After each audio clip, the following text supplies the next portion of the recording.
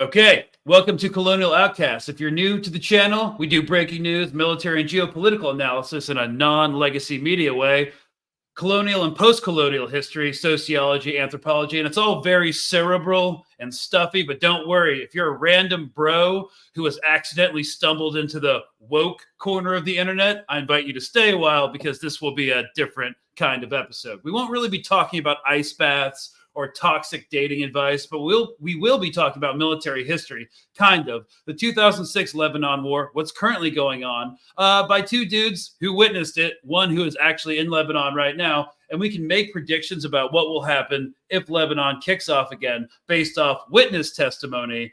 We know that Israel has only one speed and only one set of tactics, and we will be at least a little critical, just a little bit, of how Israel conducts military operations specifically, and just about everything else in general. And if you think you're supposed to support Israeli belligerency because you're a bro and you do that out of hand, I'd say stop, bro. That shit ain't gonna age well.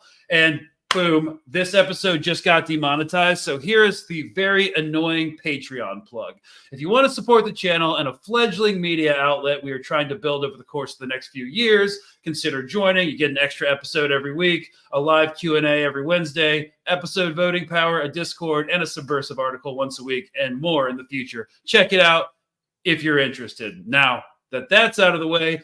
Here's the general sit rep as things stand on June 27th, 28th about the impending assault on Lebanon. So you only have to sit through about 2 more minutes of exposition before I bring the guests on. Here goes nothing. So the Pentagon has warned Israel against any miscalculation along its border with Lebanon as fighting between the IDF and the this is how the media is reporting it. The Iran-aligned Hezbollah militia continues, and Israeli leaders threaten to launch a full-scale across the frontier incursion. Speaking with reporters this week, Pentagon Press Secretary Major General Pat Ryder said the U.S. believes a diplomatic solution to the broader tensions is still achievable, and that no one would benefit from a new Israel-Lebanon war, which could plunge the region into a fresh conflict.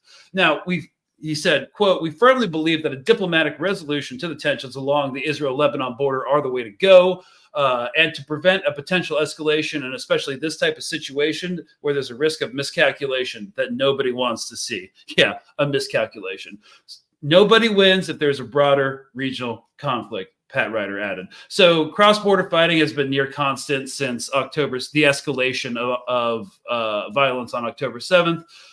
With Hezbollah, a fellow member of the, quote, axis of resistance, launching attacks in support of the Palestinian resistance group and demanding a full Israeli withdrawal from the Gaza Strip. So Israel's conducted multiple assassinations of top Hezbollah and Hamas officials within Lebanon, starting with Salah al-Aruri, I think it was in December, both in the southern region controlled by the group and in the capital, Beirut. So Israeli troops, meanwhile, have been training for a possible incursion into southern Lebanon. They've activated 50,000 reservists, which is one of the reasons why the offensive hasn't happened yet. Those guys need to be re-indoctrinated in the military, re-equipped, reassigned, and retrained, and that does take time. And Hezbollah said it will keep fighting until Israeli forces fully withdraw from Gaza, but Israel is demanding that Hezbollah pulls back its forces north of the Litani River in southern Lebanon, about 18 miles north of the Israeli border, in accordance with the 2006 United Nations Security Council resolution that sought to end the last major clash between the two sides, and during the June war in 2006. Yes, they want Hezbollah to abide by UN resolutions while ignoring all the ones about their illegal settlements in West Bank and the Gaza envelope, but that's beyond the scope of this particular episode. So, asked if the U.S. would continue its diplomatic and military backing for Israel in the event of an attack on Lebanon, Ryder responded, "Our support for Israel's inherent right to self-defense is ironclad. It will remain that way. We'll continue to support Israel and their ability to defend themselves. That ironclad support has been strained by almost 9 months of war in Gaza, with Israeli leaders repeatedly dismissing high-level U.S. appeals to ease the civilian casualties." They've been appeals. There's been no coercive force behind it. So just asking nicely, "Hey, guys, stop. Just stop, they want to facilitate the entry of more humanitarian aid into the devastated Mediterranean territory and rule out a future military occupation or even Israeli settlement of the Gaza Strip." So the Pentagon readout of this week's Austin Gallant meeting said the former Lloyd Austin, Secretary of Defense, urged Minister Gallant to double down on efforts to protect Palestinian civilians and humanitarian aid workers in Gaza. It's all crap. We know exactly what is happening in Gaza. We've had the United States Air Force has had a Global Hawk, a massive surveillance aircraft over Gaza 24 hours a day, 7 days a week since this thing started. We're flying drone reconnaissance missions out of Agadez Air Force Base in Niger, to basically pull intelligence, surveillance, reconnaissance on Gaza. So we know exactly what's been happening. It's all documented. We know the strikes. Our own assets monitored the strikes of the World Central Kitchen massacre, where they struck an aid convoy. It's like that information lives somewhere. We don't even need to wait for an Israeli investigation. So it's all lip service. But this, I personally think that there's going to be a diplomatic solution to the conflict. I don't think Israel would be insane enough to attack Hezbollah again, because if they can't defeat Hamas, they definitely can't defeat Hezbollah. I've talked about this ad nauseum, and I'm basically done talking about it now. So we're going to talk about the 2006 Lebanon war. We're going to bring on some guests, and we're going to talk about what's happening in Lebanon right now and what the word on the street is in Beirut pending this invasion. So first off, we've got my friend Assad. He is the host of Habibi House podcast. Welcome to the show. I'm glad we were finally able to have you on and make it work. Thanks for having me, Greg. Thanks. Yeah. And then second, we've got Mr. Dizaster, a well-known Lebanese battle rapper. You're basically, yeah, that's right. You're generally out of California, but you're actually in Beirut right now. If you're just listening to the audio, he's currently sitting in the car. It's approximately 8 p.m. in Beirut at the time of recording, and it looks really nice outside. It is. It's actually 6:20. Not to correct you, but yeah, it's still daytime. Oh, I thought it was afternoon. I need to drink more coffee. Yeah, but please go ahead.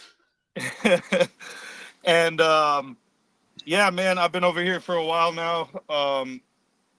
And I don't know when I'm going to be coming back. Obviously, right now, there's the whole entire threat. As you can see, they're setting up almost like a pretext to being able to bomb the airport in Lebanon by claiming and having Reuters and having all the European outlets claim that there's missiles here stored, Iranian stuff, and Hezbollah has stuff stored in the airports. And as you see, they just opened up their airports to all diplomats to be able to come in here and check it out, and that there's nothing there. And it's because our tourism is at an all-time high right now. Mainly because when you're from a land and you actually are tied to the roots of it, the prospect of a war doesn't scare you. The amount of people that are coming into Lebanon, 400,000 people have arrived here in the past 3 weeks alone, where about 300,000 to 400,000 people have evacuated from Israel. Yeah. So basically right now, I don't know if they're going to hit the airport, but as you can see, they're trying to set up a pretext for it so they get the green light to be able to say, look, we hit the airport. Because Assad probably remembers too. Obviously he does.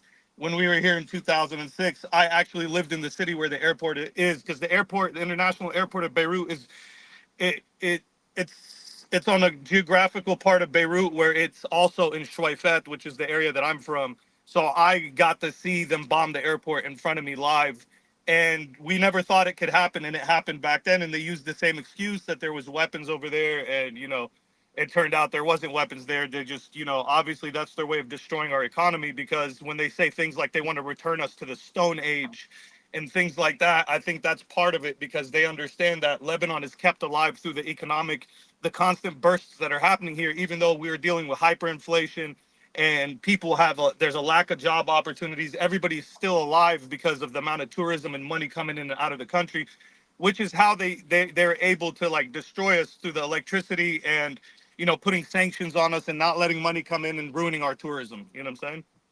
Yeah. So, Assad, I assume you recollect, in the opening days. I mean, I just read about it. When the 2006 Lebanon war was kicking off, I was a 16-year-old just running around, not worried about anything. Because I was in America, just trying and failing to get laid. So I didn't even, I didn't even know that was going on. I didn't learn about it until I read like official military literature on the 2006 Lebanon war that basically all agreed that Israel suffered a strategic defeat when they went in. But I just wanted to, like, was for you, Assad, like, was one of their opening moves bombing the Beirut airport?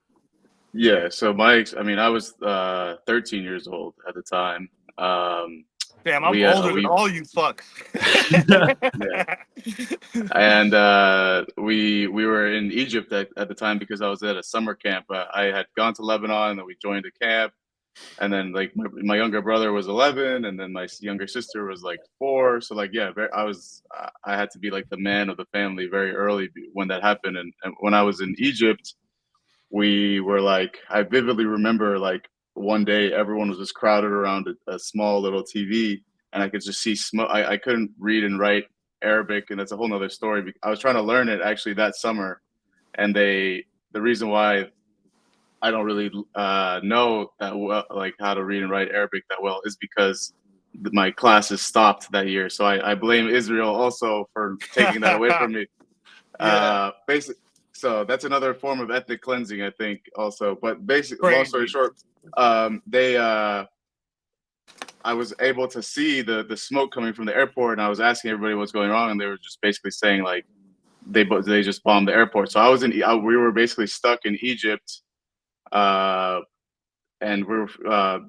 like, luckily we had chaperones that were just gangsters. Basically, they've been through so many civil wars and wars, and just like knew exactly what to do.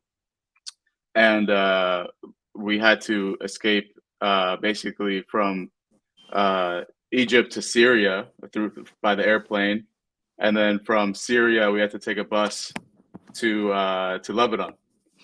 And then in doing that, everyone had Lebanese passports except for my brother and I. So we had the American passports. So when we got to the border at Lebanon, Syria, they had to background check us like way longer than usual.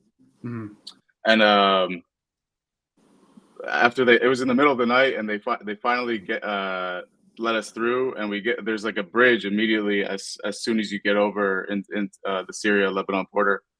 And we get through, and I tell the story a lot, but like I'll never forget the most eerie sound I've ever heard in my life is that like everyone's phone started ringing on the bus because they were checking on us for some reason. We were freaked out, and it turns out that they had just completely like carpet bombed that bridge that we had just crossed. And Dizaster knows exactly what we're talking about because Greg, they were it's doing really this thing. crazy he's talking about this. It's fucking nuts for me to hear somebody else talk about it. I'm gonna let you continue.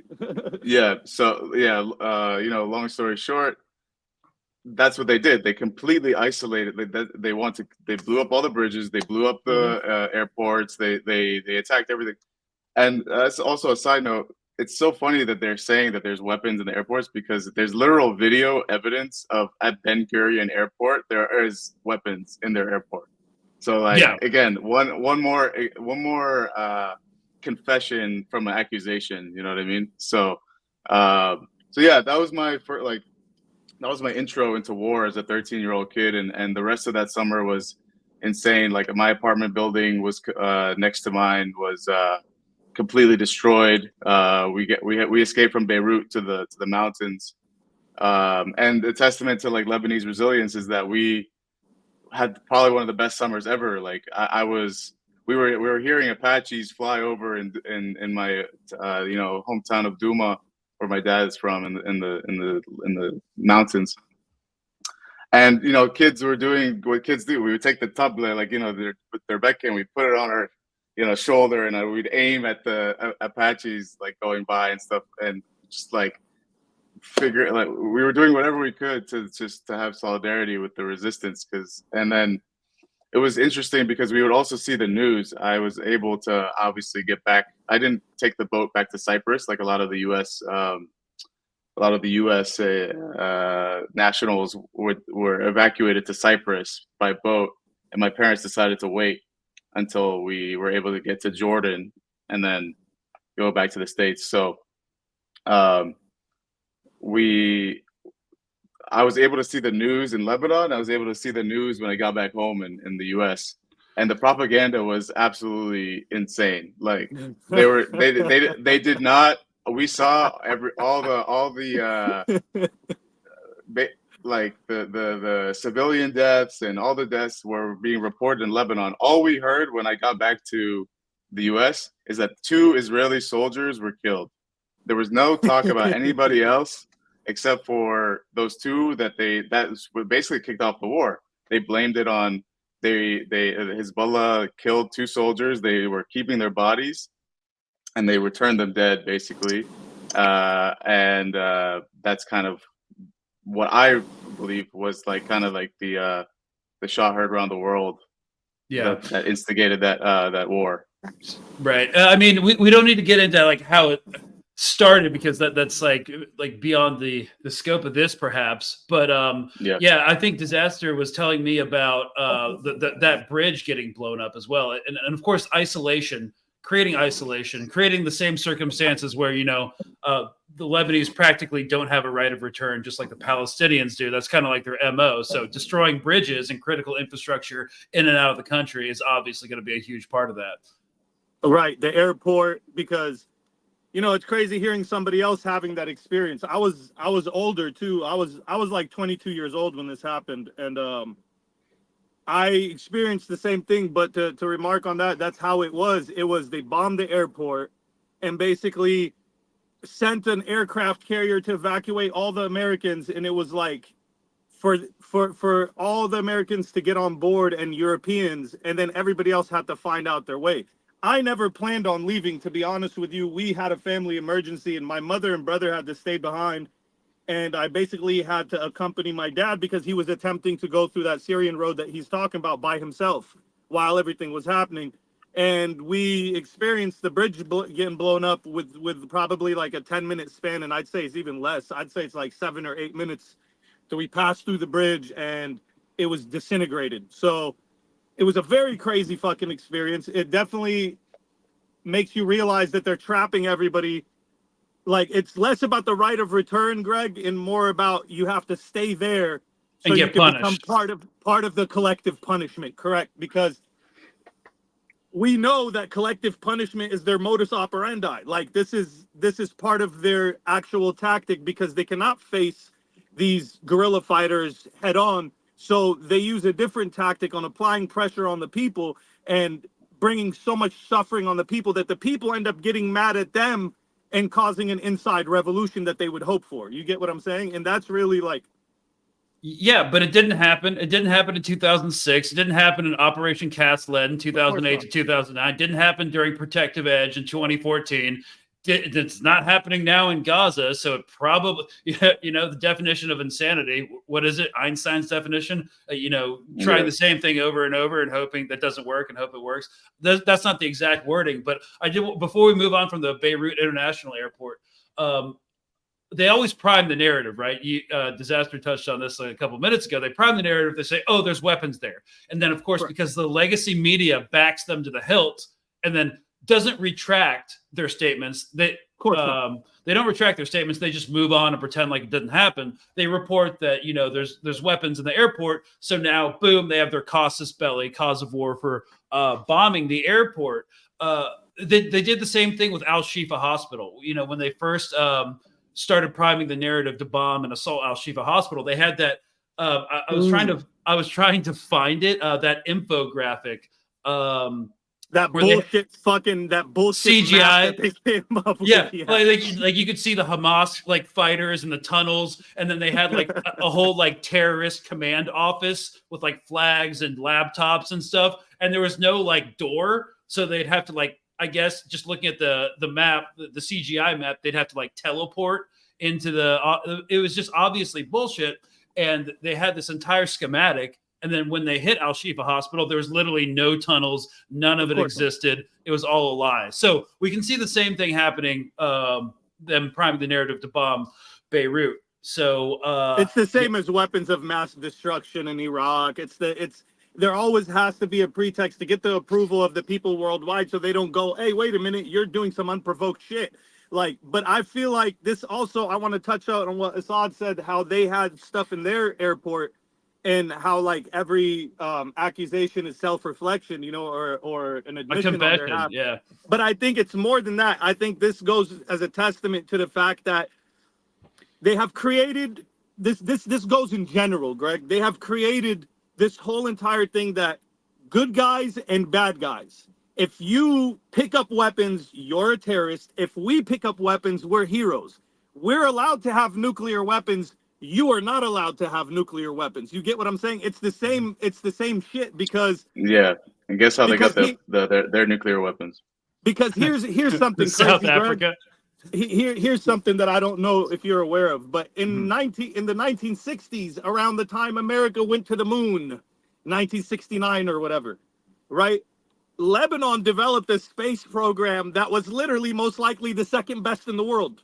We created the craziest space program. We were able to go up into the upper levels of orbit, and Israel used an example of us being able to go to space as a nuclear threat to their safety, and lobbied against us through the American government using the APACs and those type of things and the politicians, and we're able to discontinue our program. So we are not even allowed to go to space, even though we know how to go to space before all these motherfuckers. You know what I'm saying? Like, we're not allowed to go to space. Why? Because we're Lebanese. We're not allowed to store weapons because we're Lebanese. Even the whole excuse of how they blew up our port, which they're behind it, but we can't prove it, but everybody knows they're behind it because of the level of destruction and just the way it happened, and Netanyahu announcing that he was going to hit the port one day. It was just so obvious. It's just the excuse that they have where they're like, oh, you're storing weapons there. Every country in the world is allowed to store weapons wherever the fuck they want to.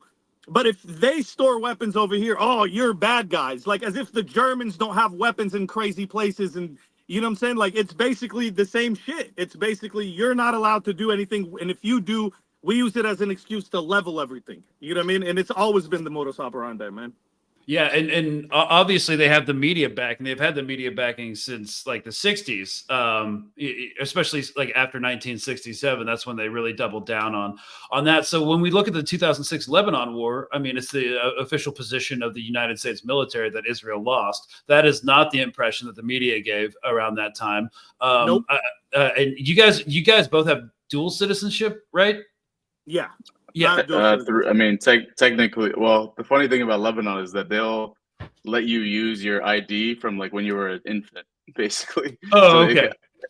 So I only have an ID card that has my like baby picture on it, but I'm technically Canadian and American, so I'm three tri-citizenship. If you so Okay. any ladies out there, you know, I got three. Yeah.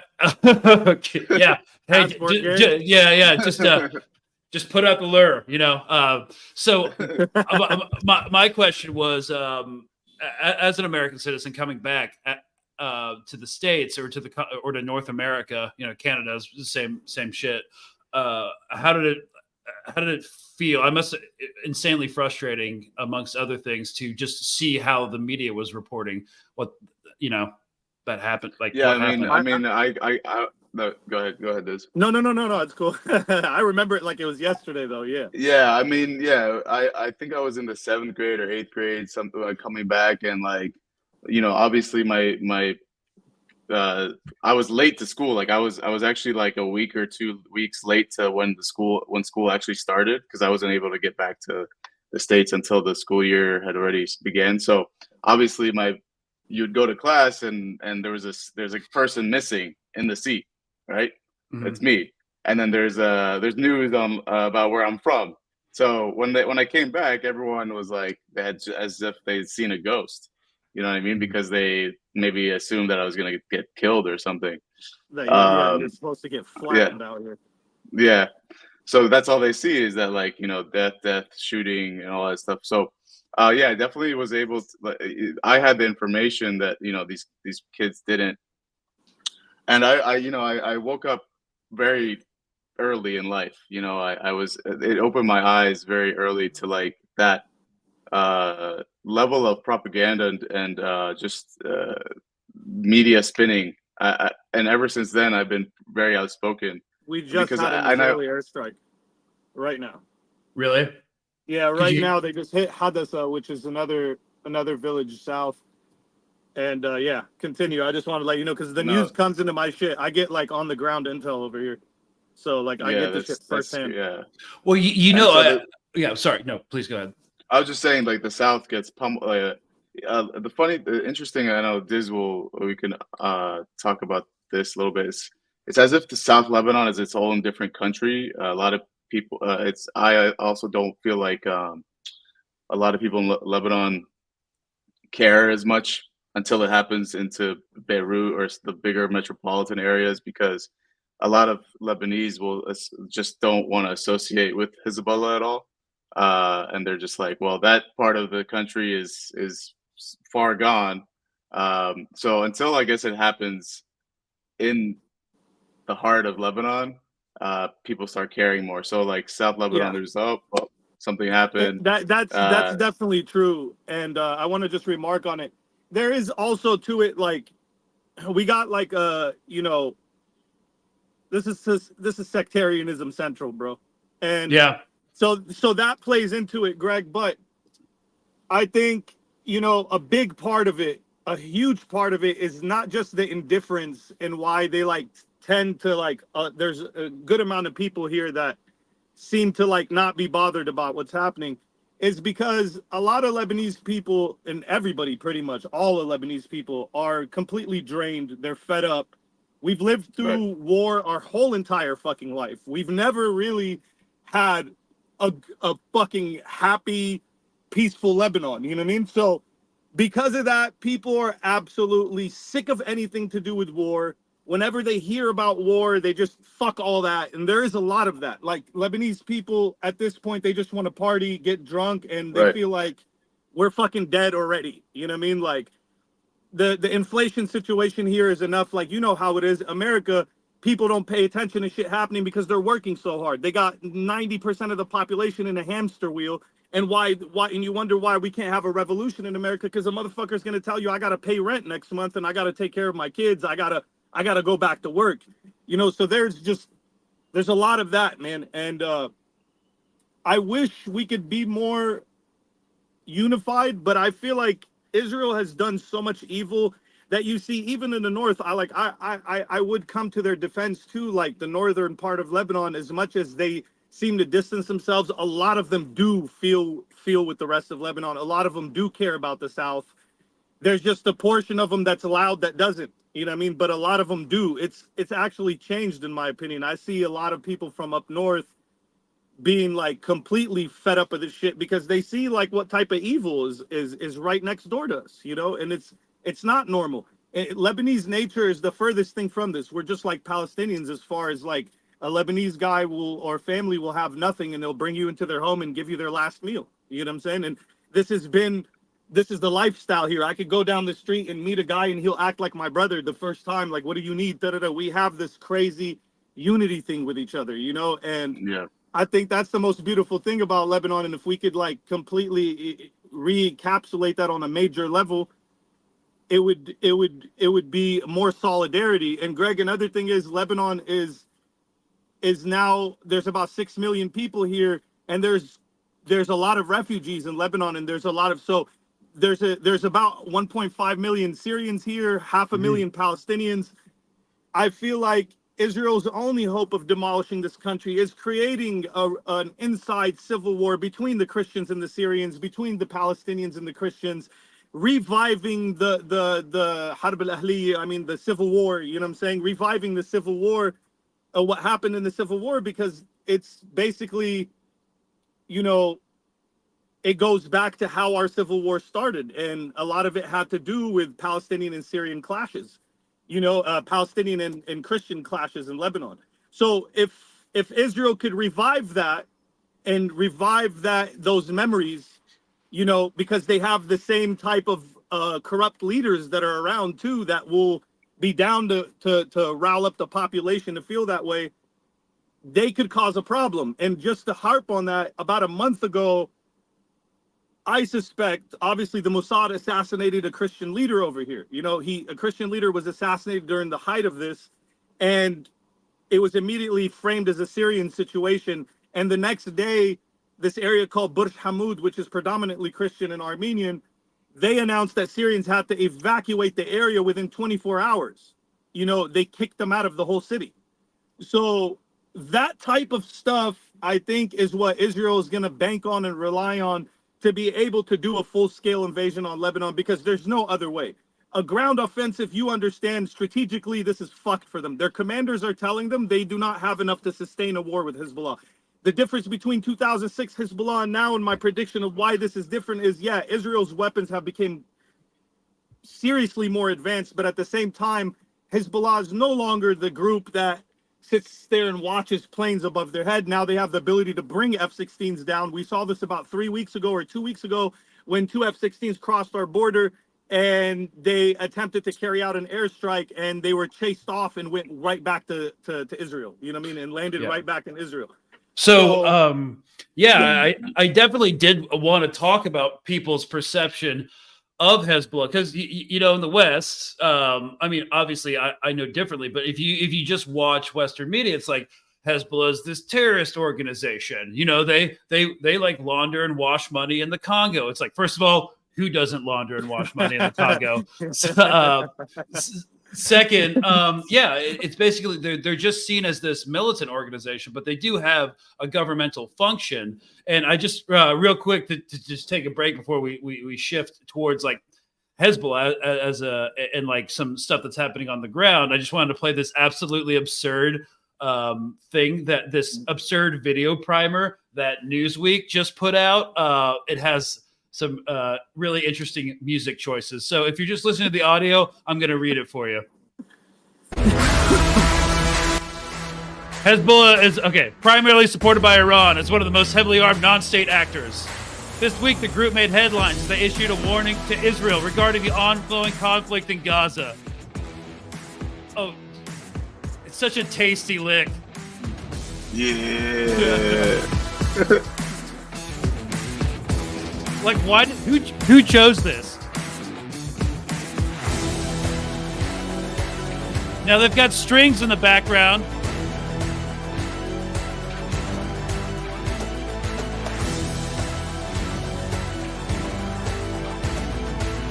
Weapons include rockets and missiles, land attack rockets and missiles, anti-tank missiles, anti-aircraft missiles, anti-ship missiles. Jennifer, you're about to start rapping, Greg, man. He was about to start rapping, man. Come on. Give us a verse, Greg. One shot. My bars are very mayonnaise. Like, yo, you're fucking hilarious. Yeah. Yeah, you know, just seeing that, like what we just saw, my take from that, like besides the track being funny, but my take from that is it's that constant painting of Iran, and how Hezbollah is only working on an Iranian agenda and all this stuff. Hezbollah would have never been born if it wasn't for the invasion of Israel into Beirut in 1982. Yeah, but Iran, bro. But Iran, it's like I honestly, when I see ISIS, which is a creation of Mossad and CIA, when I see Saudi ISIS, Arabia and Saudi Arabia most likely, when I see them, I see a terrorist group. I know the difference between real mujahideen and this fake ass Wahhabi shit. You know what I'm saying? So basically, ISIS tried to infiltrate Lebanon. This is how you know they act in defense. They're more of defense forces than the IDF. They have it in their name as a psychological manipulation, but really they're an offensive force.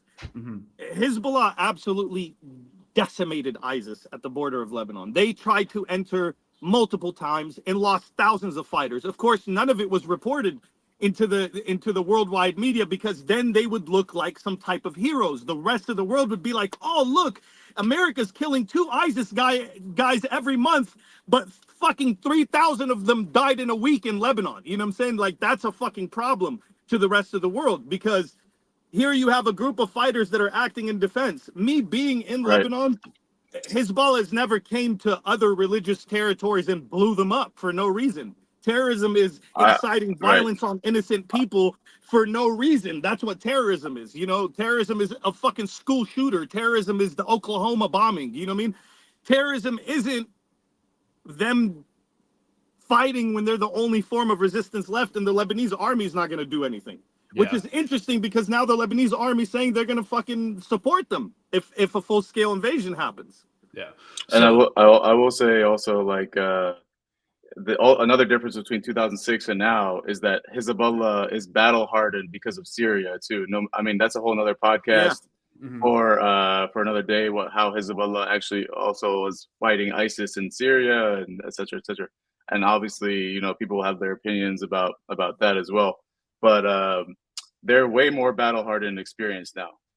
So, like, if you were to see basically our version of the 300 in 2006, it's called the Battle of Bint Jbeil. There was literally thousands of Israeli soldiers versus like 500 maybe Hezbollah fighters in that area, and they couldn't win against, like, if they couldn't do it back then, and if they couldn't do it even with massively outnumbering Hezbollah, they have no chance of doing it now. They cannot win in a ground invasion, as you can see in Palestine, and for sure it's not going to work in Lebanon.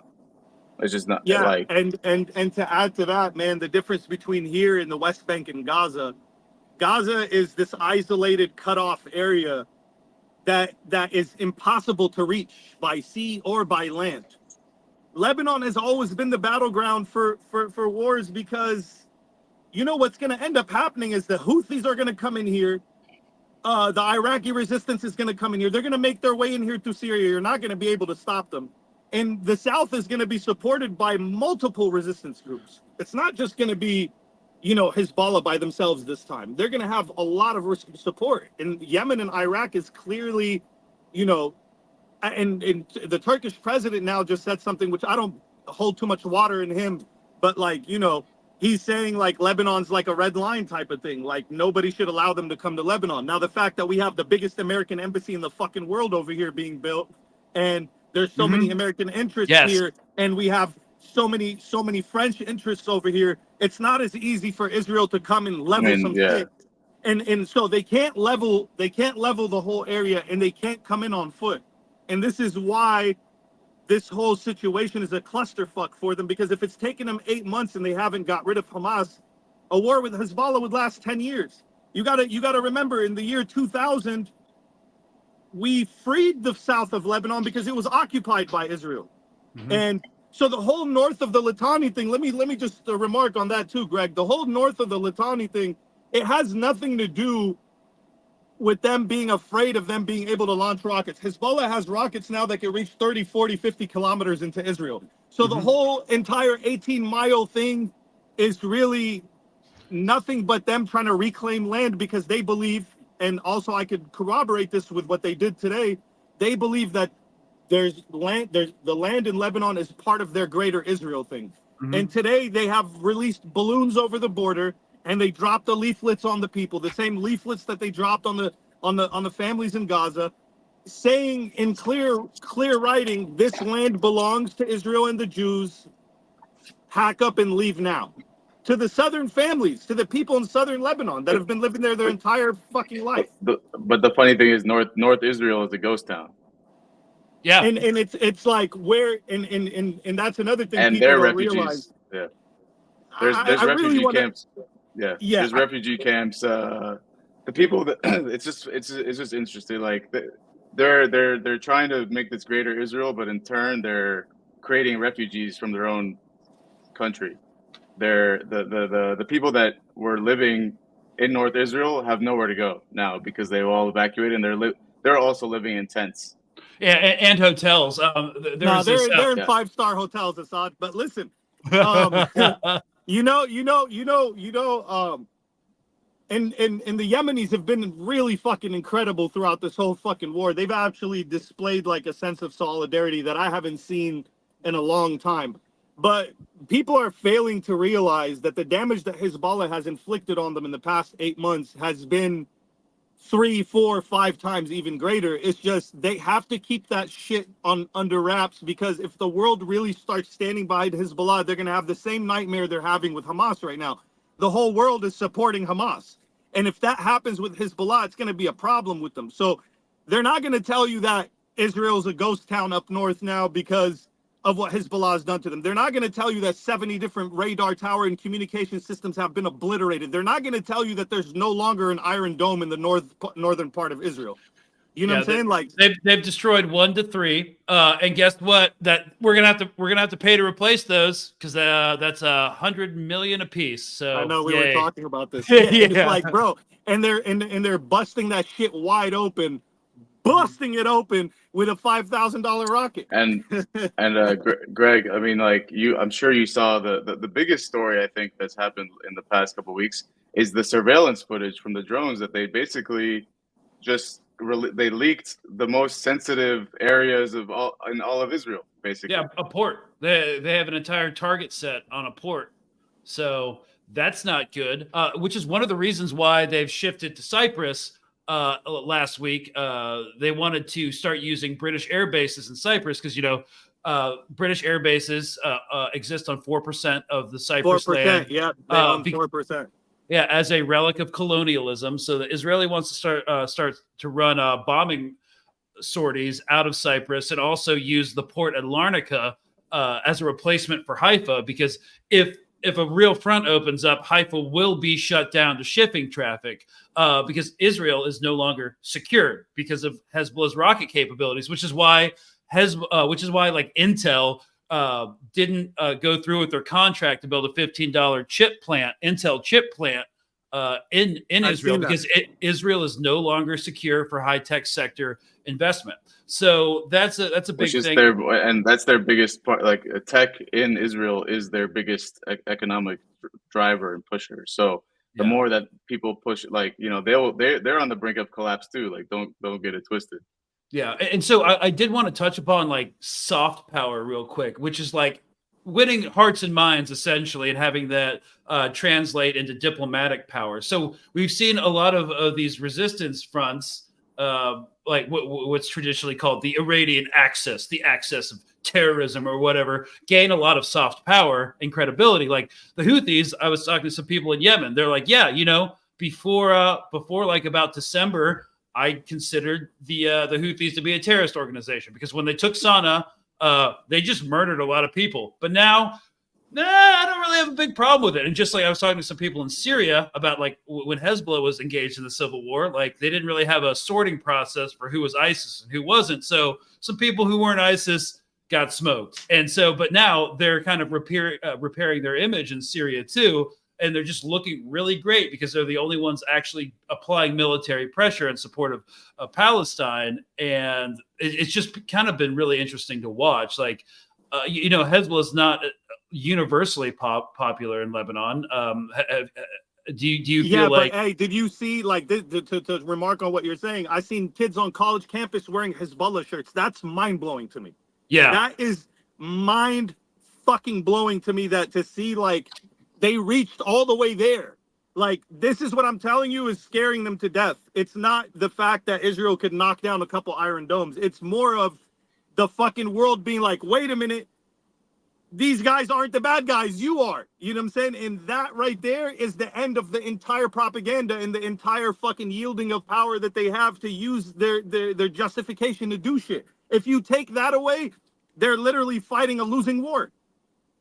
Well, I mean, propaganda has been their main weapon because they haven't like actually won anything for like how many decades now? So I mean, the Egyptian war, which was literally them using a traitor inside who's the right-hand man of the top commander in Egypt, and they knew exactly where they were going to go and what they were going to do.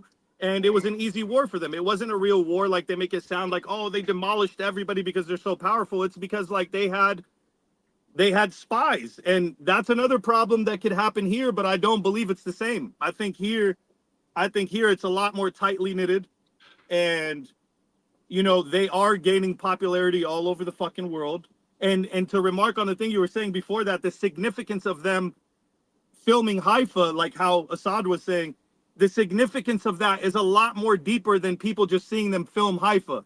Greg, the significance of that is crazy because Hassan Nasrallah has been telling them for over 20 years, there's a slogan, Li Haifa wa li mabada Haifa wa li bada bada Haifa, which means we're going to reach Haifa and whatever's after Haifa and whatever's after Haifa. You know what I'm saying? And so the fact that they've been saying this for so long and it's been this like ongoing slogan and the Israelis think it's funny, now it's showing that like the guy might not be playing with you.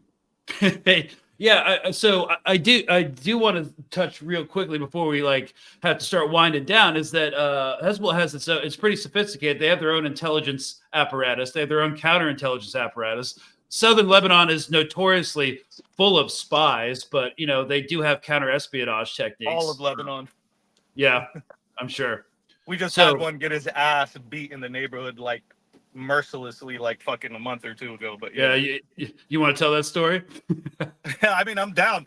Basically, like I think they became very they became very tactical about how they choose their spies because of how tightly knitted now it's becoming in Lebanese forces and intelligence here looking for them.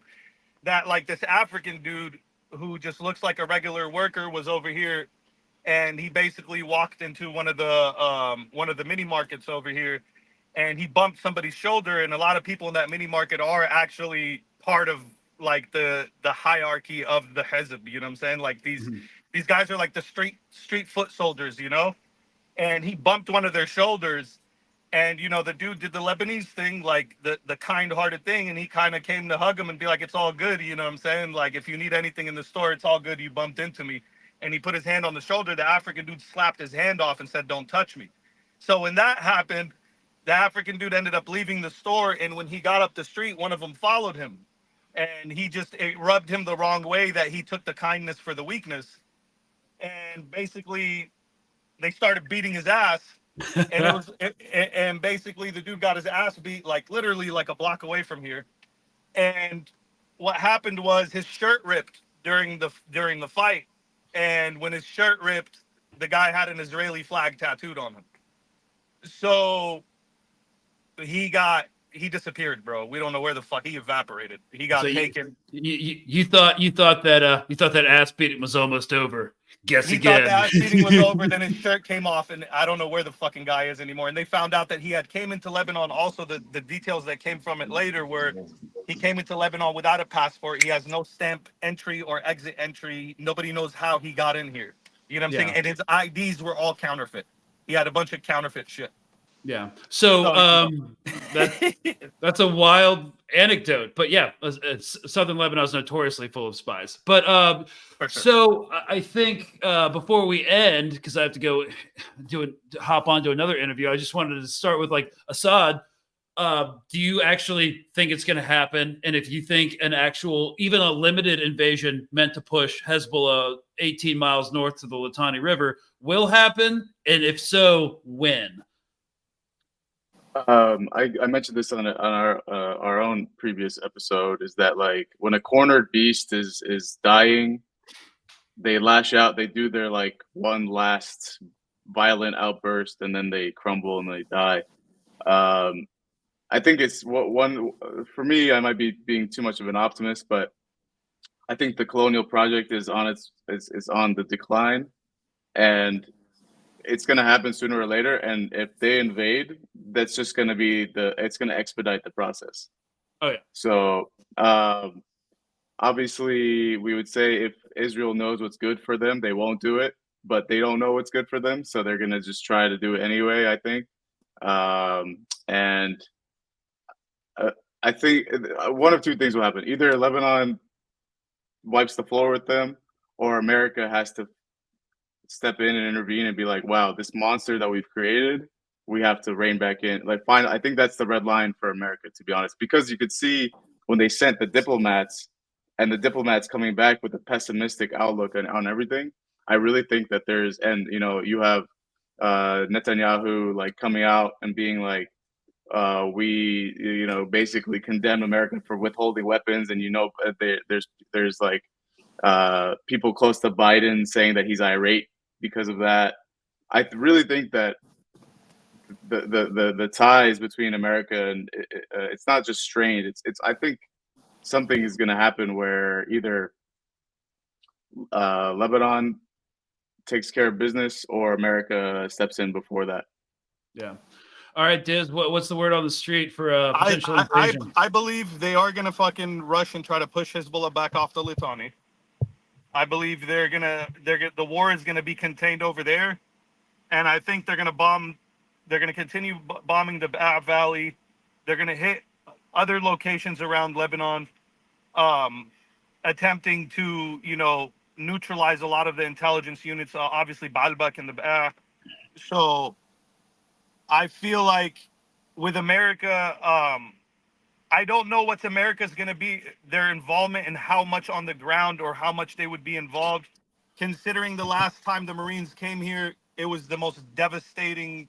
I know about the 250 Marines that died in the bombing here in the 80s, which is another story because I believe Israel actually did it, and we just took credit, like we took credit for it, but Israel did it to get America involved, which is the only thing I feel like will get America involved, Greg, is if a false flag.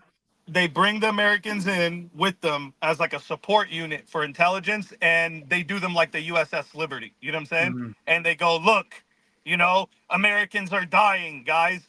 But if you look at all the testimonies from the USS Liberty and all the veterans that survived it and they were part of it, they tell you clear as day that Israel fucking hit us and America knew about it. So there is a level of control in the American administration that's completely under the control of whatever it's Mossad or CIA. And they have a faction of it where they could set up some shit with Israel to use it as a pretext to create a bigger war here. And that's what I'm afraid of. I do believe, though, that they're going to attempt to push Hezbollah back off the Litani. I think the war is going to be over there a lot tougher than they think. And it's going to be contained in the South at the end. And the South will be freed again like it was in the year 2000. You know what I mean? And the 2006 war, by the way, lasted 30 days. Just for context. Well, Israel only likes short wars in other people's territory. They don't like to fight on their home front. I think they just like fighting civilians, and whenever it's not civilians, they're like, yeah, we're not doing too much of this.